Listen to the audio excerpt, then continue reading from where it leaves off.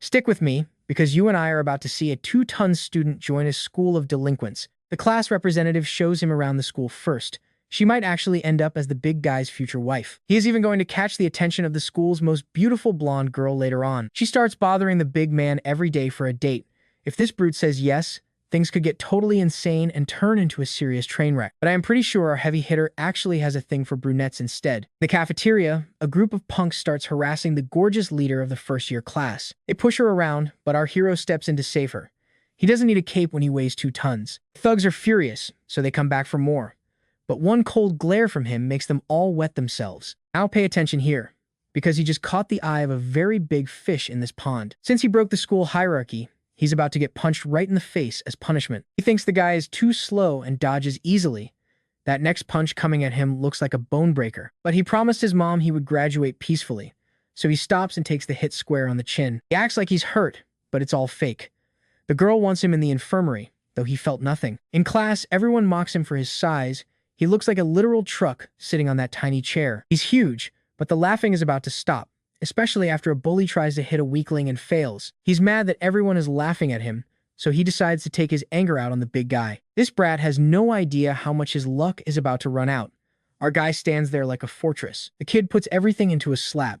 Right as it's about to land, the counterattack hits like a freight train. In a split second, he is hit so hard he blackouts instantly after flying across the room and crashing into the wall. We both saw that coming, right?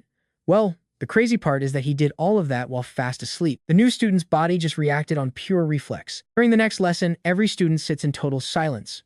Well, everyone except for the boy who got knocked out. Noticing the weird vibe, the professor startles the class by asking why everyone is suddenly being so quiet. The man just wanted an answer, but the terrified students all scream that everything is perfectly fine. The teacher is shocked by their weird behavior.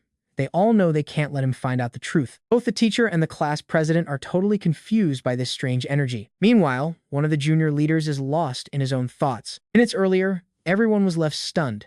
They're all wondering about the transfer student who took down Hydra in one hit. With that being said, one student jumps from his seat and rushes to share the news with the rest of the school, but then someone addresses the class, saying his words are meant only for our newest student. Bullface threatens to bully anyone who talks about this incident before they all graduate. The boy points out that everyone here would probably hate spending any time with him. Gossiping girls agree that he's weird, which leaves the big guy totally speechless. So he orders his crew to clean up the mess by dragging their unconscious friend back to his seat. Bullface starts questioning his own strength. Later after class, he and his friends gather in a secret spot. When asked how he's doing, Hwang Sin barely manages to speak, saying he honestly thought he had met his end. When asked why they were meeting in secret, the leader admits that even he is not really sure. He claims he just wanted to question this specific guy personally. Just then, he arrives and finally realizes what's actually happening. He starts foaming at the mouth just seeing the terrifying transfer student. Young-hoo tries to calm him down. Hwang Sin runs away to hide from the guy he thinks is a total monster. Seeing this, his boss has to punch him in the face just to force him to calm down. Everyone else is stunned by how stupid this guy is. Then the junior leader demands an explanation. Nook suddenly screams at the top of his lungs, and that is where we leave it. Trust me, you and I are definitely in for a wild ride next time. Alright, you and I are about to see something wild as the gang leader unexpectedly offers our main character a hand in friendship. Everyone is completely stunned when the new guy actually takes the handshake and starts acting friendly. Young-hoo suggests they should team up so they can both reach their goals together. The rest of the crew is shocked that things ended so peacefully. Bullface insists it was the right call because his new buddy seems like a great guy. One guy tries to complain that the main character still mess with them, but the leader shuts him down, saying they started the fight first. He tells them to drop the grudge and play nice. Then, one by one, the whole squad introduces themselves and makes peace with him, except for the one guy who is still knocked out cold. Soon after, a student asks our big guy if he actually knows any of the rules in this school. When he gets zero response, he realizes the tall guy is just straight up ignoring them all. The boy starts explaining how everyone has to follow strict rules here. He mentions how our main character had to learn them the hard way. He warns him that every grade follows a hierarchy, and each class has its own designated leader. Then he drops the news that their grade leader was just recently elected. The guy is known as the Barbaric Brown Bear. Someone asks if Park Tuk is really the undisputed top dog around here. He explains that anyone can take the title if they beat him in a one-on-one fight, but trust me, that is way easier said than done. The students know that their school life is basically controlled by whoever is the grade leader. Just as the guy is about to talk trash about the current boss, he gets shut up real quick. His friends are terrified because Park Kook and his army of goons just arrived. The barbarian demands to know what they are doing there. Young Hu just calmly says they are all here for the exact same reason. The brown bear's lackeys start laughing and mocking him for being so incredibly arrogant. The angry leader orders them to go buy him bread and strawberry milk, but Young Hu just walks away, telling Park Cook he is already way too fat for snacks. The class leader gets totally triggered by that and rudely cuts him off. He screams to find out who's being so arrogant. He gets interrupted again. Someone tells him to show some respect and stop harassing other students. The leader is furious at this calm attitude and demands an explanation, but he gets absolutely nothing back. Now watch this. One of the henchmen sees a chance to look cool by picking on another guy. He makes a scary face and tells Nawak that the boss wants to have a word with him. He gets ignored. He starts making fun of the guy's weight and his big chest. Then the kid realizes our main character is the same guy who got punched in the cafeteria and starts laughing. He threatens to punch him in the face and thinks the main character's silence means he is terrified. But right as he tries to mess with our hero's hat, calm guy politely asks him to put the hat back where it belongs. Our hero looks so intense that the bully starts shaking. He gently grabs the hat and carefully puts it back on his head. The brown bear can't believe what he just saw. He is about to explode on his lackey for failing so badly, but someone suddenly calls his name. The boss turns around. Some girls show up and the thugs freeze.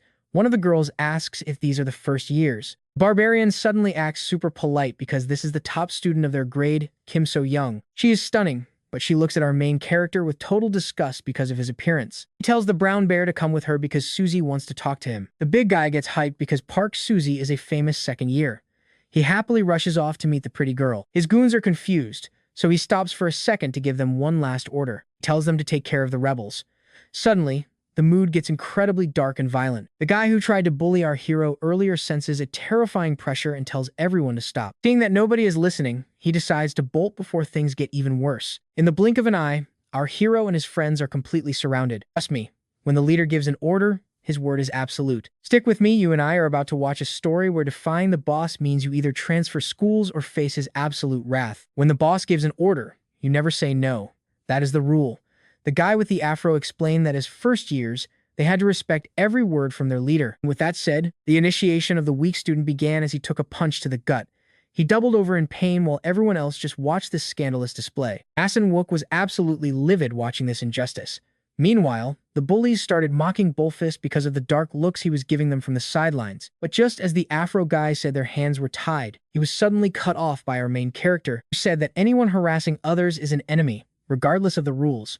One student got annoyed by those noble words and immediately flipped off our hero in total disrespect. He claimed the leader's words were law, but a fat guy quickly silenced him by raising his own voice. Nook confirmed the bullies were his enemies. Our hero then decided it was time to bring these harassers under his control. Meanwhile, somewhere else, an oppressive meeting was taking place in secret. Zombie told her superiors that the brown bear had officially been named the leader of the first years. Someone started laughing hysterically. Then they asked the blonde guy who would actually win a fight between himself and this new junior leader. Young Jun claimed the brown bear was still too weak. The crazy one jumped off his chair, making Zombie nervous as he demanded to know if the blonde actually believed he would win or not. The blonde confirmed it, saying that the tall guy in the red shirt was one of a kind. Now pay attention, because our hero just declared these guys his enemies and is starting the fight. He leapt into the air and dropped into a fighting stance, followed by another. His footwork was perfect. Everyone was confused by this step dance, a secret technique called hidden in the smoke that left everyone in the room completely blind. One goon thought he saw the hero and tried to land a massive swing on him right away. His powerful punch just vanished into the smoke. The bad guy was lost, unable to find the hero. Then, the hero appeared right behind him and whispered, scaring the soul out of him. The goon was blasted into the wall instantly. While the others were in shock, a second guy was caught off guard and taken down with a single, massive blow. You and I saw that coming, right? The afro guy was totally stunned while the hero kept hiding inside that thick, mysterious smoke. The student was terrified, screaming that this technique was cheating. Suddenly, he was all alone in an endless sea of white. As the smoke cleared, the afro guy was left in total shock, barely believing his own eyes. In a safe spot, the protagonist's friends started yelling at him for his reckless actions. They were confused why they ran instead of fighting. One said they were doomed because breaking the rules would bring the seniors down on them. The leader said he would have fought if the protagonist hadn't jumped in first, and now they had to plan their next move carefully. Everyone was terrified that the seniors would investigate their massive crimes soon. Only then did they realize someone was missing. Back with the afro guy, he felt an overwhelming, heavy aura nearby. Seeing how intense he was, the henchmen assumed this guy was the group's actual leader. He was just a poor Hydra who had just woken up from a nap. They asked if he was the culprit. The student told Brown Bear it was Hang and Sin, but the leader wasn't sure if he should believe it. Goons insisted to Brown Bear that the weak-looking guy had definitely attacked them and was playing mind games to hide that he is the actual boss. Hydra apologized, saying he had no clue what was happening before, flashing a villainous smile and acting innocent all over again. Terrified Goon pointed out that evil expression, but it only made him look like a total crazy person in the eyes of his own boss. Park asked him again if he was truly the mastermind, but Hang and Sin denied it, wondering if he really had an evil smile on his face. Just then, someone walked in. As Brown Bear questioned the young man, this new presence said it was completely obvious that Hydra was not the person he was actually looking for. Trust me, you and I are about to see if they really caught the right person. Alright, you and I are jumping right into the chaos as the boss shuts everyone up, finally realizing they just snatched the wrong kid. Everyone starts panicking. Brown Bear finally connects the dots. There is no way this skinny kid took out his crew, leaving Bullfist as the only suspect left for him. The two face off again.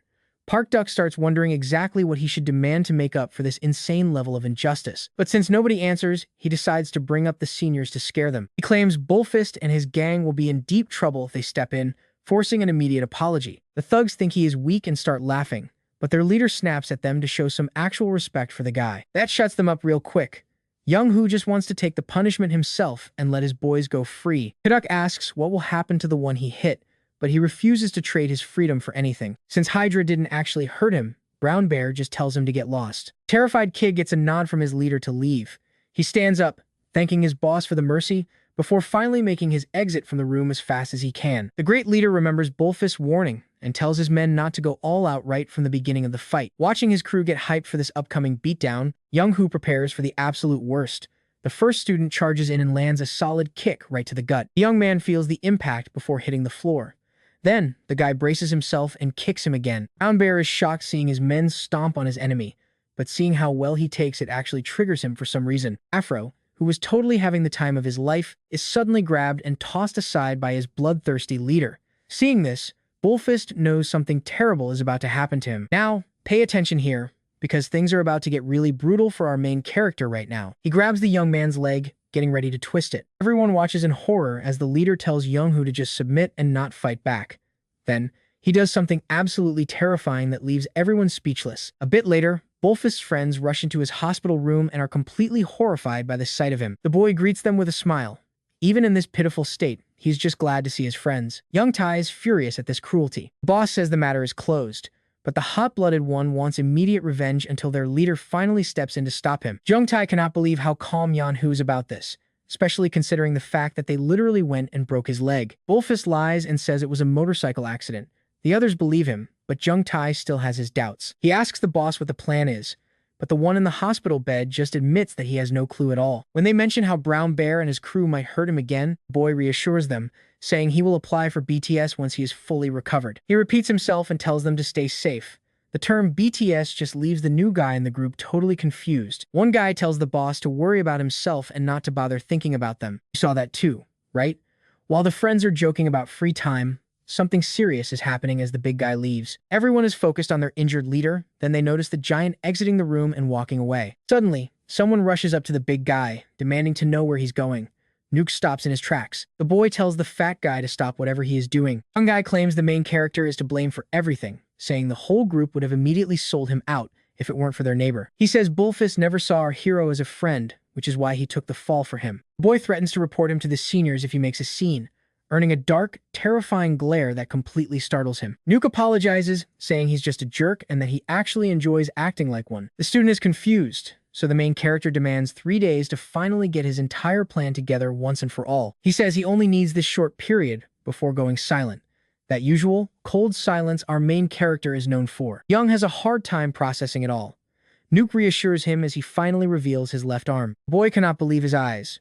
What he saw is insane, as Nuke promises to make up for his mistakes personally. And that is where we leave it, trust me. You are going to want to see the revenge that comes next. You and I are diving into the BTS battle target system, where a crazy fight between first years was just announced. The leader of the first years, known as the Brown Bear, was challenged to fight an opponent that left the crowd speechless, none other than the underdog transfer student himself. With his ink finally on display, our hero considers every move from here on out as a way to defend his life. BTS. Also known as the Battle Target System, it comes with some absolute rules. First off, Only those without connections to the seniors are allowed to get tickets for the match. Rule number 2 forces any top leader to immediately accept a challenge if it is proposed by an underdog who can only fight each nominated leader once. The third rule means the fights are strictly unarmed and kept completely fair for everyone. Rule number 4 says if an underdog actually becomes leader, everyone else in their grade has to submit to them. And the last rule?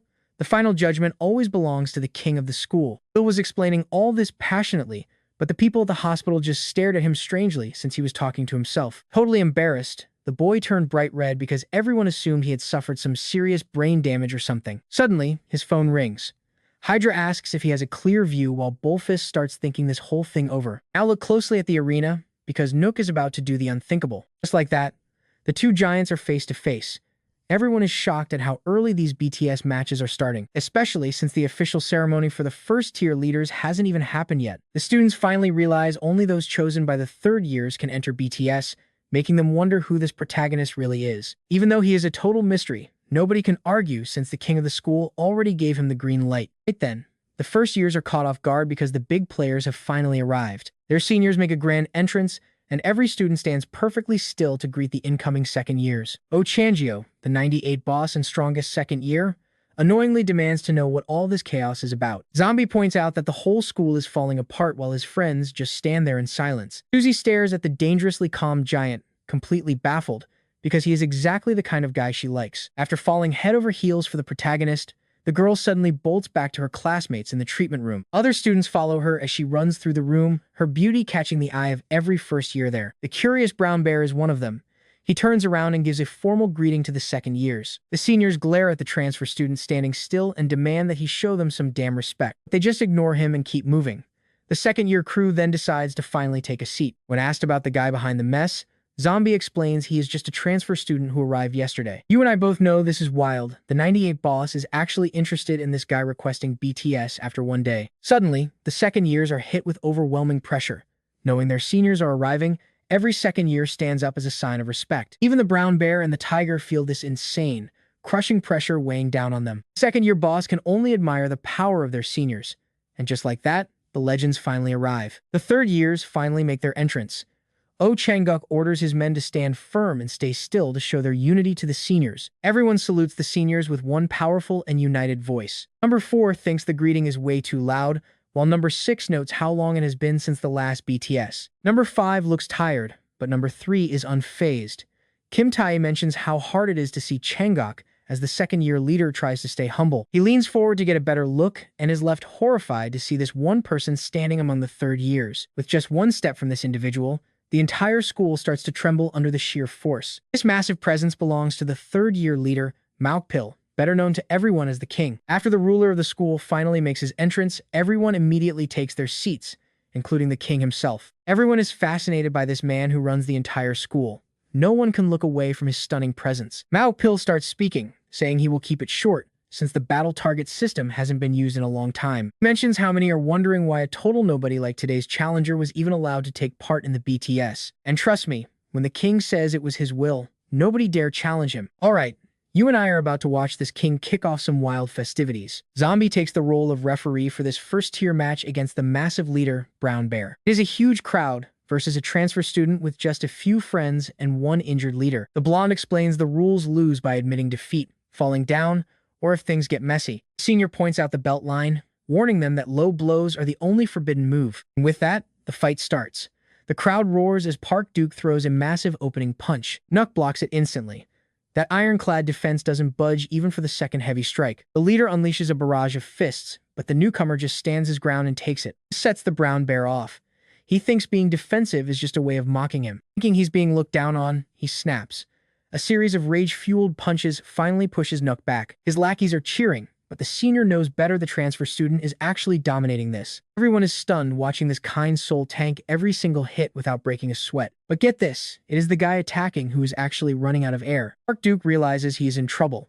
He's attacking, but he feels like he is the one getting hurt. Watch closely, because our main character is about to shift the entire vibe of this showdown. He casually tells him to just apologize so he can show mercy, but the bear refuses. Our hero warns him this is his very last chance to make things right. The leader can't believe how tired he is, blaming his exhaustion on someone behind the scenes. 3 hours ago, The bear told Afro his opponent was just the kid Sadako humiliated. The skinny guy laughed about how easy this challenge was going to be. Suddenly, he bumps into someone and demands an apology, only to realize it is the legendary Sudako. Senior hates being called by his name, so the junior quickly bows and apologizes properly. The veteran stares down the giant and mentions how this whole event lacks any real respect. Sudako zeroes in on the new leader just as young Ganawan starts talking trash again. The senior charges instantly. In a flash, they are standing face to face, inches from a real fight. Sudako just smiles and promises that the brown bear is going to lose. When asked why, he explains that beating the protagonist is simply an impossible task. He calls him weak and tells him to pray the entire match gets cancelled instead. Henchmen try to claim the senior is just talking big to save his own skin. I know what you are thinking,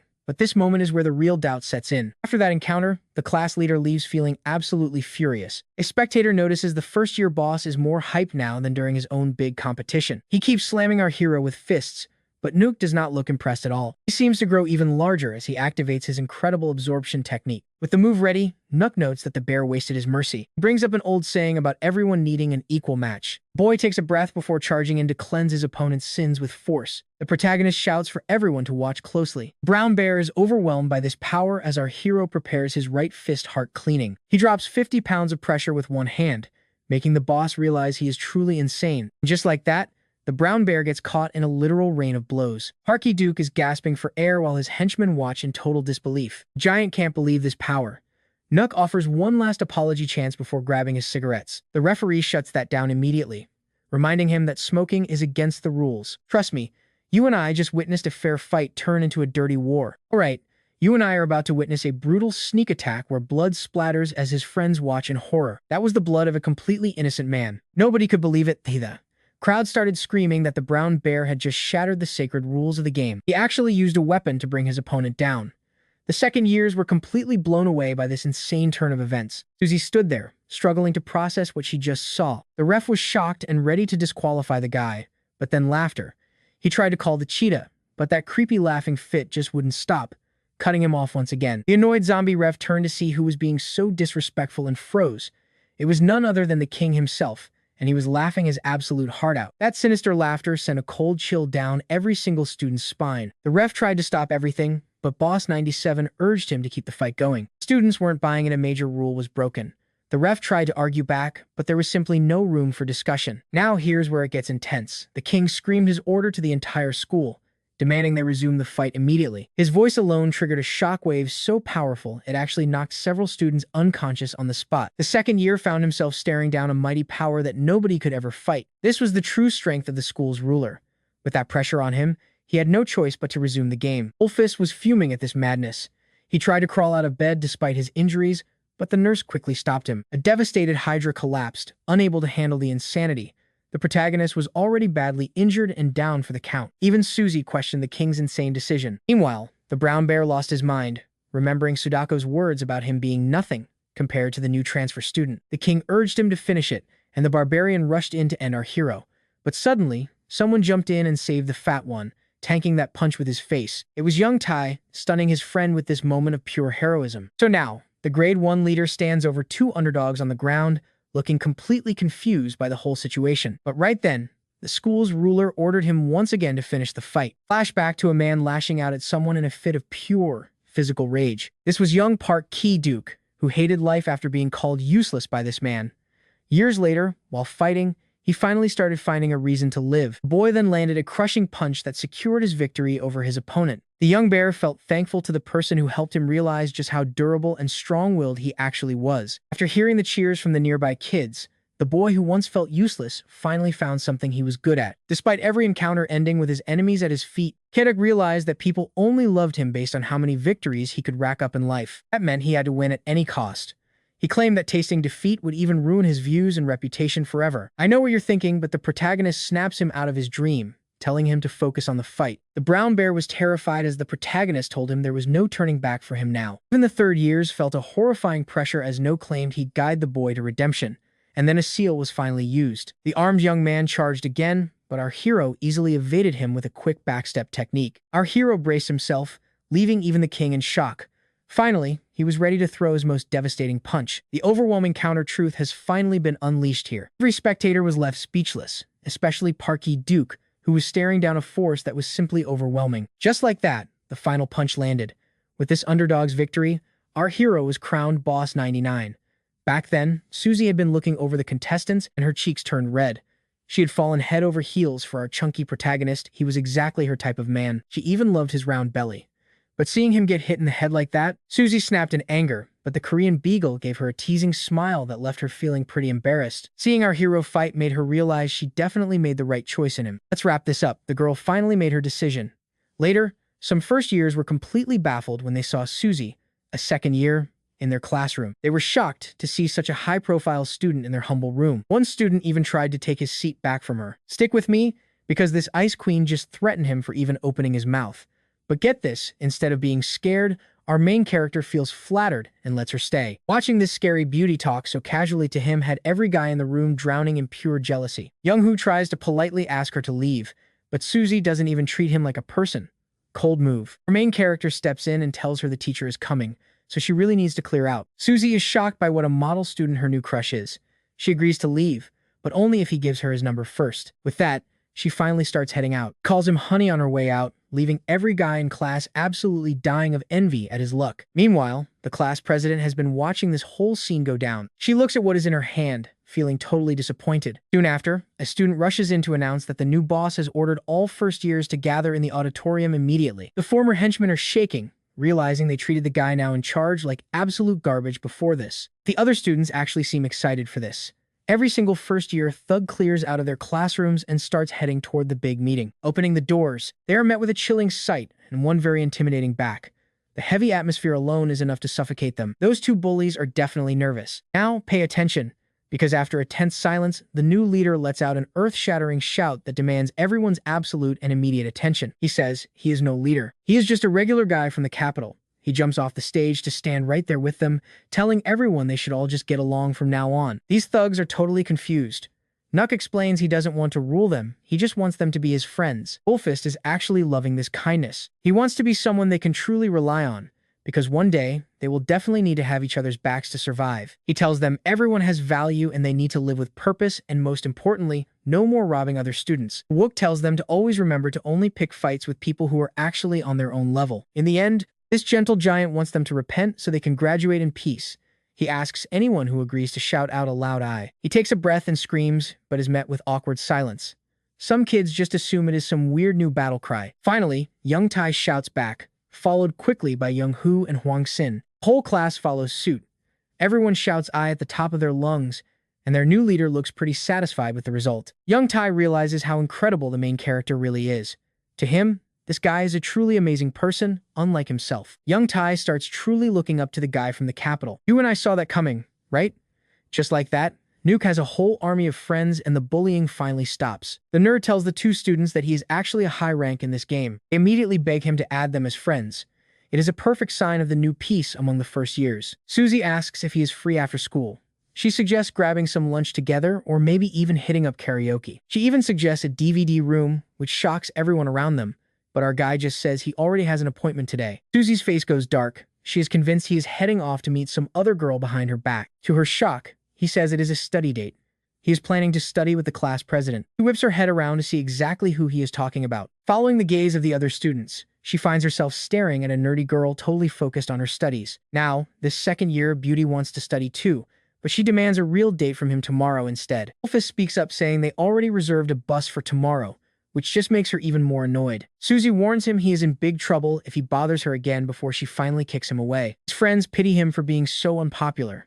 Later that day, the class president meets up with our new grade leader. Kim Ju says that her being there might cause trouble, which definitely catches the boy's interest. Trust me on this one. You are going to want to see what happens next. Alright, you and I are diving into a story where the class president is strictly focused on tutoring the transfer student. She tilts her head only to find our gentle giant staring at her with a pretty weird expression. Before she can even react, he suddenly pats her head and calls her adorable, leaving her face bright red as she tries to rush him along. Moments later at a cafe, the class president starts teaching our main character some basic English. But as the tutoring goes on, our hero starts yawning.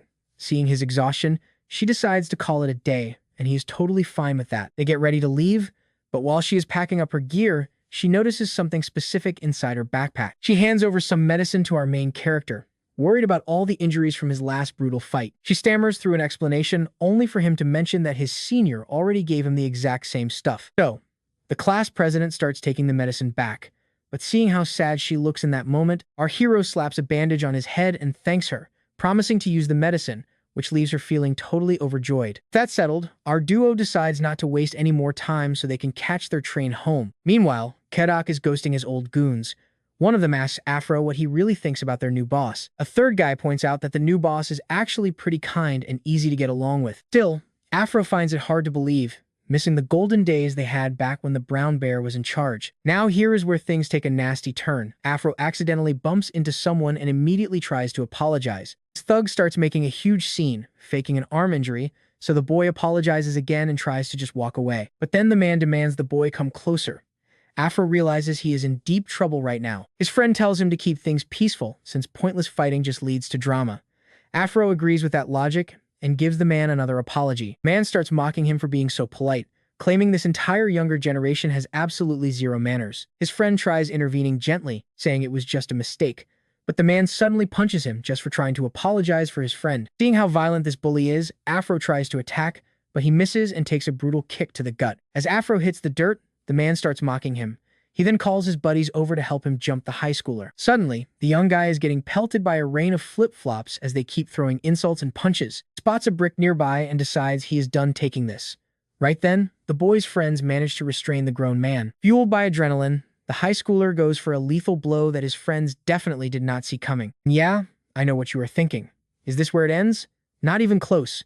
Suddenly, Dogko stops him. The guy in the tank top is furious that he almost got cracked with a brick, but Dogko is not backing down. Dogko calmly tells them that he has already called the police to the scene. Grown men have no choice but to retreat as the high schoolers tell them to scram while they still can. Just minutes before this, while working his shift, the third-year student noticed a fight breaking out nearby. Recognizing his juniors in the middle of it, Pseudo sighs, thinking they really have nothing better to do. He sees the guy on the ground secretly grabbing a brick.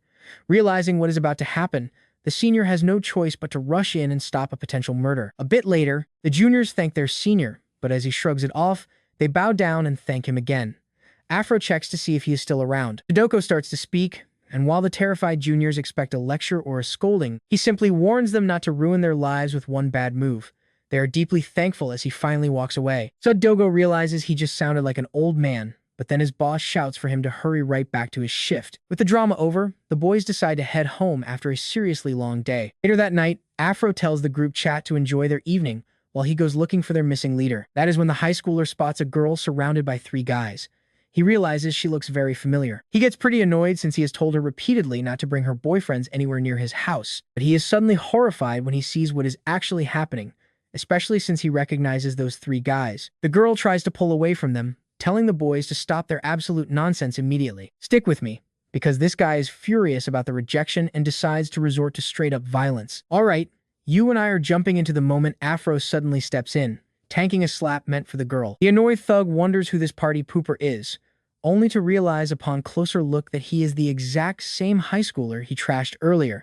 Talk about a bad reunion. This makes him furious, instantly assuming the kid is some kind of creepy stalker. Afro warns them to back off, shouting that he already called the police. That only makes the delinquent angrier. He can't believe this brat thinks mentioning the cops is actually going to scare them away. Without hesitation, he delivers a brutal kick right to Afro's stomach, sending him crashing down in pain while the girl watches in horror. The kid desperately tries to stand up while the girl screams at the thug for being such a monster. Fed up with their noise, the man decides to finish them off, lunging straight at the girl first, only for our hero to dive in again, shielding her with his own body for a second time, and just like before, he hits the pavement hard. The thug is losing his mind over this kid's stubbornness. He ruthlessly kicks him right in the face before stomping him into the dirt. As he is crushed under the delinquent's feet once again, the young man finds himself getting seriously annoyed. Right then, he spots a heavy rock nearby. His first instinct is to grab it and use it as a weapon to finally end this bully forever. But suddenly, the wise words of his senior flash through his mind. It is honestly irritating to remember something so righteous when you are at your absolute lowest. Now watch this. A whistle suddenly pierces the air. These thugs have finally been spotted by the law. They bolt immediately, disappearing into the night, while the police officer rushes over to check on the boy. The officer asks if he's okay, and Afro promises he is fine before thanking the man for helping. The girl is shocked he actually knows how to be polite, which just makes our beaten-up hero even more annoyed. Whatever. He decides to let it go and tells her it's time to head back home already. The lady takes her savior's hand as he asks for dinner, but she just scolds him for skipping meals all day. Back at school the next day, the young man tells his friends about his late-night adventure and complains about his legendary bad luck. Suddenly, the trio is on high alert as the legendary boss and his crew start heading straight toward them. The three of them quickly fix their posture and step aside as the boss and his men walk past. You and I saw that coming, right?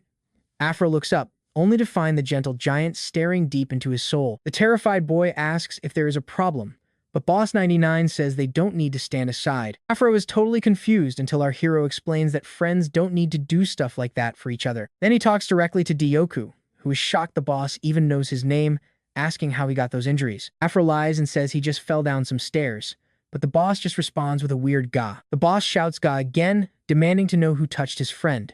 Dioku desperately tries to stick to his fake story. Now nose to nose with his new friend, our hero asks if he even brushed his teeth today. He then shouts at him to get rid of that horrible breath and saliva. The rest of the squad shouts that they are ready for action too. Sudden support shocks the trio. The leader is now furious that someone dared to mistreat his brother, Dioku. Later, the crew heads out to find the attacker. This part of town is actually looking pretty lively and festive. Hydra rushes over and asks if they hear that specific noise.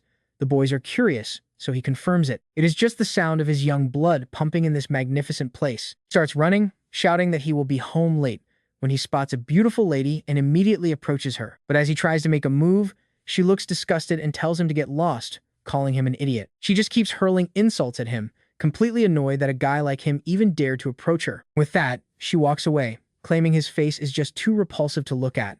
Honestly, his friends can't help but pity him because that whole experience was beyond harsh. Dioku tells the boss that he doesn't need to do all this for them. His friend agrees. They aren't even sure if the guy is here and suggests heading back, but the leader insists they should go have some fun after they finish. Right then, Afro finally spots the man they are looking for.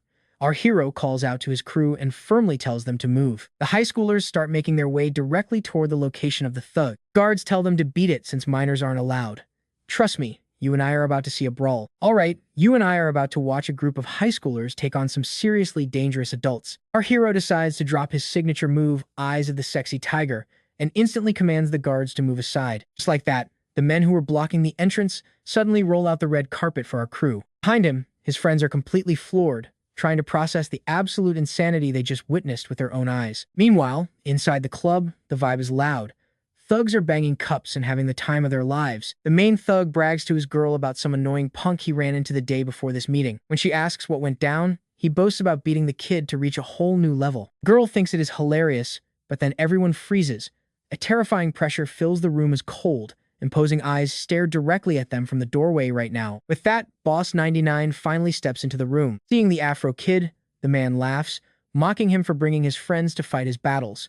Dooku begins to feel very sick. The friend calmly demands a simple apology, while the girl in the room starts checking out our hero. With an intense gaze, she asks him not to get involved in things that are none of her business. Lady actually starts blushing at a teenager, causing the thug to slam his head onto the table in rage. His subordinates realize things are about to get ugly. Annoyed by the big high schooler, the man tells him to get lost, but when he receives absolutely no response, he gets angry and repeats his command even louder. Nyan Wook stands his ground, stating they just want a real apology for their friend who was hurt. The delinquent thinks this is a total joke and decides to throw a massive punch at the high schooler. Now watch this move. Our giant uses his secret technique to harden his abs, letting the punch land so it breaks the thug's arm instead. The man screams in agony while our protagonist explains that these thugs clearly do not care about doing what is right for his friend. He tells his crew it is time to get violent for their friend. The Afro kid is stunned.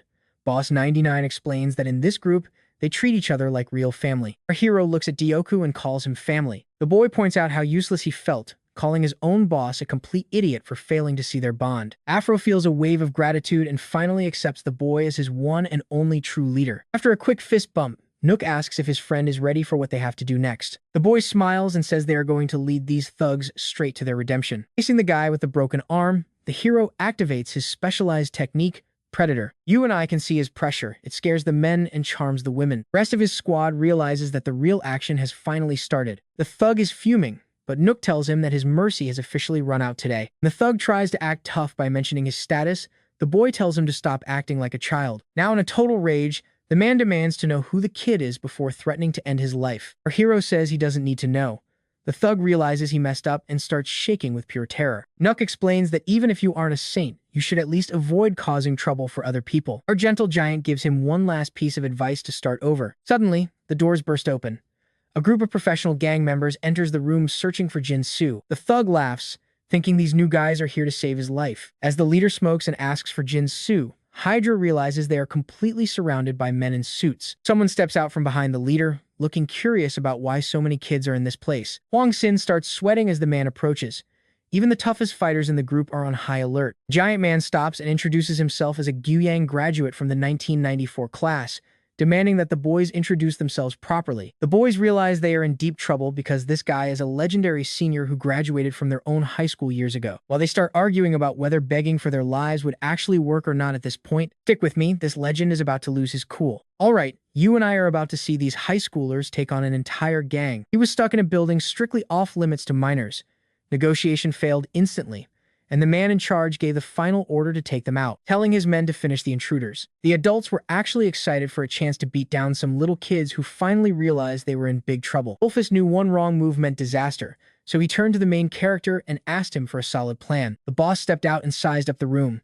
Afro made it clear that they would back him up no matter what he decided. His two friends promised they were ready.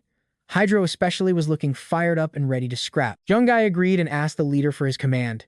Everyone waited for their friend to speak as he cracked a tiny smile. Now Wook explained that talking was officially useless. That is why they had to use violence first, while telling his men not to go overboard with the local property damage. As the leader shouted his war cry, the whole pack roared back with powerful voices. Just like that, these high schoolers were actually intimidating grown men. Seeing this, the enemy boss was fuming since he viewed them as nothing more than annoying little kids. Now, watch closely, because here is where the real chaos kicks off. The 94 boss ordered the hit, and his men snapped back to reality, charging the kids who stood their ground. Instead, he got a door slammed in his face. The waiter entering the room was none other than Sudeko. Juniors were shocked to stumble upon their senior in such an awkward and totally unexplainable situation. Seeing the intruders recognize the server, the henchman assumed he was secretly a part of their little gang. The senior was facing trouble once again because of his juniors as 3 guards immediately charged right at him. The third year dodged the first punch instantly. He kept evading without even swinging back, demanding to know why they were being so aggressive. He dodged another punch that hit his plate instead. Just like that, the food and ceramics shattered all over the floor. This really annoyed Sudako as he dodged the man once again. This time, he grabbed the guy by the collar and drove a knee deep into his chin. With that, the first of the 3 was effectively put down. The second guy tried to sneak up from behind, but the high schooler ducked and delivered a massive, unguardable uppercut that left him no time to react. The angry server was not finished yet. He bombarded the man with a rapid-fire barrage of fists until the henchman just could not take it anymore. Sudako went for the finisher, kicking the man so hard he sent him flying into the wall. After seeing that, the third attacker was left completely horrified. That is when he noticed the bloodthirsty high schooler locking onto him and getting ready to strike. Sudako delivered a final punch so powerful it instantly knocked the grown man out cold. In that moment, he realized his job was probably toast. All the students were doing their best to overwhelm their adult enemies. Well, everyone except for one poor guy. You see that too? Hydro's down. The attacker was enjoying stomping him until a flying fist out of nowhere knocked him flat on his back. Young Tai checked on his friend, but he claimed he was fine and that he saw something important on the ground. The boy panicked as his friend, who was only trying to help, was about to become the target of a sneak attack. Suddenly, someone rammed the attacker toward his friends. It was Dioku, telling everyone to stay focused and not get distracted. Young Tai was relieved and quickly thanked his savior for jumping in just in time. The man who got knocked down stood back up, swearing that these high schoolers would pay for what they did. Meanwhile, 2 students were surrounded by adults. Bullfist was now standing back to back with his senior. The junior wanted answers, hearing Sudako complain about them bringing all this chaos to his workplace. He finally realized why his senior was always exhausted at school, even if he acted like the late-night shifts did not matter. Sudako scolded his junior for his bad manners, but the boy just noted how often he hears that. With that said, the senior claimed everyone from promotion 99 was the same to him as he punched one of his many opponents. Suddenly, the main character felt a dangerous presence approaching. Someone praised them for their impressive performance. He noted they were just normal high schoolers. The man in charge seemed excited, saying it had been way too long since he humbled anyone. And that is where we leave it, trust me. The real fight starts now. Alright, you and I are about to watch a massive clash between 2 literal giants, while everyone else watches in total awe. The adult lunged first, and faster than anyone could see, a fist was aiming right for the boy's cap. A hit he easily dodged. Our hero stayed calm, slipping every strike even as a few managed to graze his skin. Finally, the older fighter landed a heavy blow that sent the massive miner stumbling backward. Even then, the protagonist didn't blink.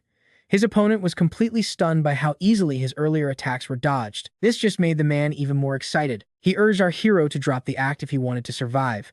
When the boss threw off his weight bands, the henchman knew this day would end in a serious injury. With the weights on the floor, our hero was surprised they were only 1 kilogram. Man felt insulted, thinking the kid was treating him like some kind of total amateur. He could tell right away that the protagonist was holding back his true power during their exchange. Now pay attention, because this next terrifying punch is about to change the entire mood of this fight. Boss 99 was suddenly blasted into the wall, leaving his friend terrified for his life. Our hero was lying on the ground, but his opponent knew he missed and told him to stop the act.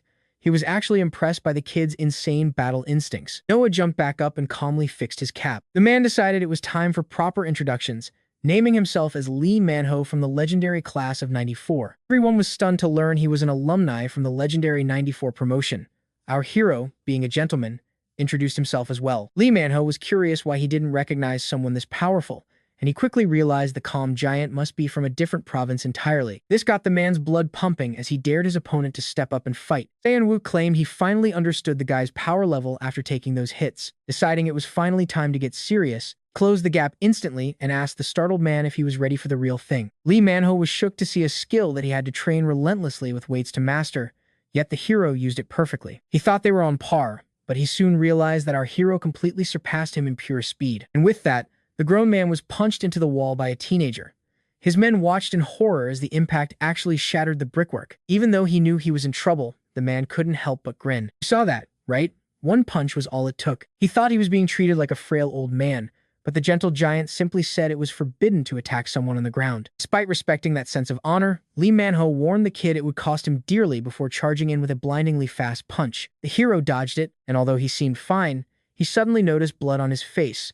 The pleased man adjusted his aim and went for the same attack again. The hero kept dodging those rapid-fire punches, but he ended up with 2 more scratches on his cheek. He kept dodging the blows without ever hitting back. At that moment, the grown man realized the boy's speed was finally beginning to drop. Lee Manhwa created a gap by landing a strike so powerful that the impact sent the boy skidding back several feet away. The man nodded. The man acknowledged the power of his young opponent and admitted he was the first person since his own leader to make him draw out his absolute full strength. Lee Manhwa told the junior to fight for real or lose his life to his ultimate technique, something he calls ultra-speed movement. With that, the graduate flew toward the boy as fast as a bullet. The man felt like Boss 99's reactions were finally starting to lag. Just as he thought he won, he found a fist coming straight for his face. Our protagonist caught him with a technique called quick rebuttal. No one could believe their eyes as the grown man was sent flying into the wall by a teenager. The henchmen were absolutely terrified for their big brother's safety. Lee Manhwa heard from an elder that the Seoul crew was defeated by the Phantom crew in the capital city. They were a duo of fighters whose fame was exploding all across Korea. As these two legends crushed everything in their way, nobody knew who they were or what they wanted. And trust me, that big brother was right there at the scene. All right, stick with me because we are looking at one guy with a massive jaw and mechanical laugh, and another with tatted arms and an iron stomach. Lee Manhwa instantly recognized our main character was using a counter technique. Once he realized this kid was the legendary Big Brother, things changed fast. The older guy realized he was facing total legends and basically started sweating, admitting how completely outclassed he felt right then. His angry henchmen wanted payback for their boss, but Lee Manhwa stepped in and told them to back off. In the end, the grown man admitted the kids had actually won the fight. Suddenly, massive laughter echoed through the entire building. Lee Manhwa sat down with our crew and was just laughing his absolute heart out. Everyone was confused until the man realized he had totally misunderstood the whole situation. He turned to the thug and told him straight he never would have helped if he knew the punk caused this trouble. The thug gave a nervous laugh, but the man just stared him down, saying he was not a shield to abuse. Hearing that, the thug was terrified. He immediately started apologizing with a voice that was shaking. Lee Manhwa ordered him to quit being a clown and start living honestly, forcing another desperate apology. Look at this part carefully. The boss tells him these high schoolers deserve the real apology. Then, he looks right at the kid he wronged so badly. Finally, the guy apologized for real, claiming he just had a few bad days and foolishly took his anger out on them. The boss told Afro that since this mess involved him, he had the final say. Dioku thought about it for a second and then said the apology was enough, but he warned the man to never cause trouble on his block again. As soon as the thug agreed to the deal, Seon-wook told him to get the hell out. The punk apologized one last time. Just as he tried to leave, Lee Manho grabbed him with a grip of steel. He threatened to personally shatter every bone in his body if he ever broke his word.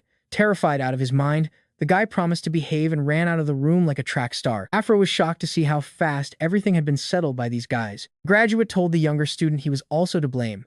He handed over his card, promising to pay back 2 times what he owed if they ever needed a favor. He demanded they save his number, insisting a day would come when they would definitely need his specialized help. With that settled, Manho told his crew it was time to go. They all followed the boss they respected so much. You and I both know the feeling. Hydra admitted he totally mistook those guys for actual gangsters at first. After this insane day, the leader suggested they head home since they all had classes early the next morning. Just as Yonghu was about to say goodbye, Dioku decided he had something to say. He and his friends bowed deeply in respect to thank them for the help. Then Bullface joked they should show thanks with some free time at the internet cafe. But when Afro said that was impossible, everyone was left feeling pretty disappointed by the news. The leader spoke up, telling them that real friends should not be so formal with each other. Young Tai then asked about their senior who had to go to his other job. According to Bullfist, Lee Manho was checking his phone and looking happy because his boss called him at just the right moment. Meanwhile, back at school, a meeting was happening in the conference room.